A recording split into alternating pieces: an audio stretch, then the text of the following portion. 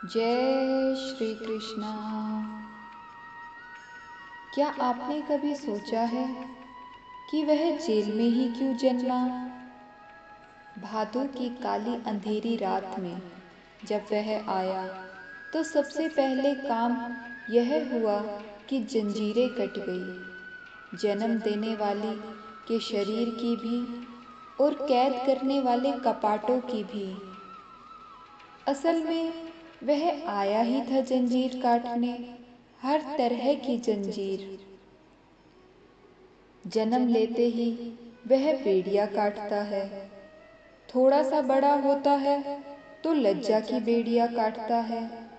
ऐसे काटता है कि सारा गांव चिल्लाने लगता है, कन्हैया हम तुमसे बहुत प्रेम करते हैं। सब चिल्लाते हैं, बच्चे, बूढ़े, जवान, महिलाएं, लड़कियां, सब। कोई भय नहीं, कोई लज्जा नहीं। वह प्रेम के बारे में सबसे बड़े भ्रम को दूर करता है और सिद्ध करता है कि प्रेम देह का नहीं, हृदय का विषय है। माथे पर मोर पंख बांधे 8 वर्ष की उम्र में रास लीला करते उस बालक के प्रेम में देह है क्या? मोर पंख का रहस्य जानते हैं आप? मोर इस जगत का एक अद्भुत और पवित्र प्राणी है। माथे पर मोर मुकुट बांधे वह बालक स्वयं को गोस्वामी सिद्ध करता है। वह एक ही साथ पूर्ण पुरुष और गोस्वामी की दो परस्पर विरोधी उपाधियां धारण करता है। कुछ दिन बाद वह समाज की सबसे बड़ी रूढ़ी पर प्रहार करता है, जब पूजा की पद्धति ही बदल देता है। अज्ञात देवताओं के स्थान पर लौकिक और प्राकृतिक शक्तियों की पूजा को प्रारंभ कराना उस युग की सबसे बड़ी क्रांति थी। वह नदी, पहाड़, हल, बैल, गाय की पूजा और रक्षा की परंपरा प्रारंभ करता है। वह इस सृष्टि का पहला पर्यावरणविद है। थोड़ा और बड़ा होता है तो गुलामी की बेड़ियां काटता है और उस कालखंड के सबसे बड़े तानाशाह कंस को मारता है। ध्यान दीजिए, राजा बनकर नहीं मारता, आम आदमी बनकर मारता है। कोई सेना नहीं, कोई राजनीतिक गठजोड़ नहीं, एक आम आदमी द्वारा एक तानाशाह के पतन की एकमात्र घटना है यह। इसके बाद वह सृष्टि की सबसे बड़ी बेड़ी पुरुष सत्ता पर प्रहार करता है।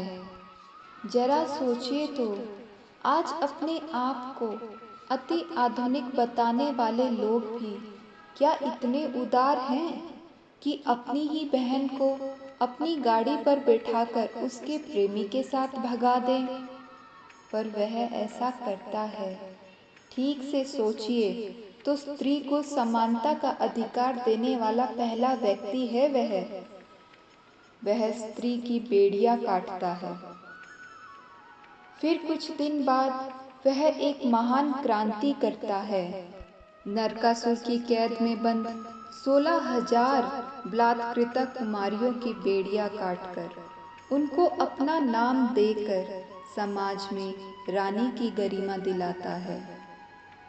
फिर वह ऊंच नीच की बेड़ियां काटता है। राजकुमार होकर भी सुदामा जैसे दरिद्र को मित्र बनाता है और मित्रता निभाता भी है, और ऐसे निभाता है कि युगों युगों तक मित्रता का आदर्श बना रहता है। फिर अपने जीवन के सबसे बड़े रण क्षेत्र में अन्याय की बेड़ियां काटता है। कहते हैं यदि वह चाहता तो एक क्षण में महाभारत खत्म कर सकता था, पर नहीं, उसे न्याय करना था। उसे दुनिया को बताना था, किसी स्त्री का अपमान करने वाले का समूल नाश होना ही न्याय है। वह स्वयं शस्त्र नहीं छूता, क्योंकि उसे पांडवों को भी दंडित करना है। स्त्री आपकी संपत्ति नहीं जिसे आप दांव पर लगा दें। स्त्री तो जननी है, स्त्री आधा विश्व है। वह स्त्री को दांव पर लगाने का दंड निर्धारित करता है और पांडवों के हाथों ही उनके पूर्वजों का वध कराता है। अर्जुन रोते हैं, फिर भी अपने दादा को मारते हैं। धर्मराज का हृदय फटता है, पर उन्हें अपने मामा, नाना, भाई, भतीजा, बहनोई को मारना पड़ता है। अपने ही हाथों अपने बंधुओं की हत्या कर अपनी स्त्री को दांव पर लगाने का दंड वे जीवन भर भोगते हैं। वह न्याय करता है, वह अन्याय की बेड़ियां तोड़ता है। वह मानव इतिहास का एकमात्र नायक है, महानायक है, रियल हीरो है वह कन्हैया, भारत का प्राण कन्हैया, इस जगत का सबसे बड़ा गुरु कन्हैया, सबसे अच्छा मित्र कन्हैया, सबसे बड़ा प्रेमी कन्हैया, सबसे अच्छा पति कन्हैया, सबसे अच्छा पुत्र कन्हैया, सबसे अच्छा भाई कन्हैया। एक बार फिर आओ कान्हा और फिर से काटो हमारी बेड़ियां। जय श्री कृष्णा। राधे राधे।